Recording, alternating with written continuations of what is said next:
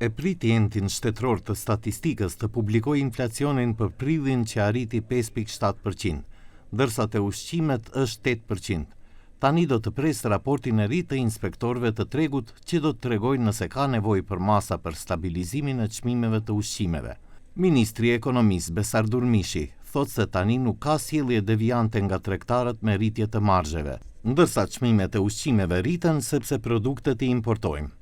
Edhe pse pas 1 maji duhet të miratoheshin masa për parandalimin e rritjes së çmimeve të produkteve ushqimore, kjo ende nuk ka ndodhur. Gjysmë muaj më vonë, qeveria ende po kryen kontrolle për të përcaktuar nëse ka sjellje deviante nga tregtarët. Od 10 maj do 20 maj е дадено наредба да вршат контроли на сите ланци на маркетите.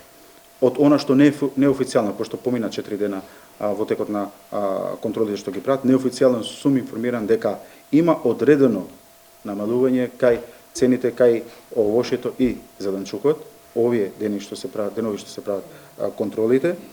30 тимови се на терен. На крајот на 20 на овој месец ќе го завршат контролата и таа информација ќе ја достават до влада, односно и до Министерството за економија.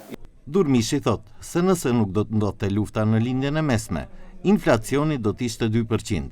Ai vlerëson se inflacioni aktual prej 5.7% nuk është i lartë, duke pasur parasysh se në Evropë ka vende me inflacion deri në 10%. Megjithatë, nëse ISHT konstaton rritje të marzheve të tregtarët, është e mundur ulja e TVSH-s për ushqimin. Ако случајно, како минатиот пат, гледаме дека девијантно се однесувале трговците, било кој од зинџирот на ланците, како сме реагирале минатиот пат со административните мерки што ги имаме на располагање, така ќе реагираме и овој пат.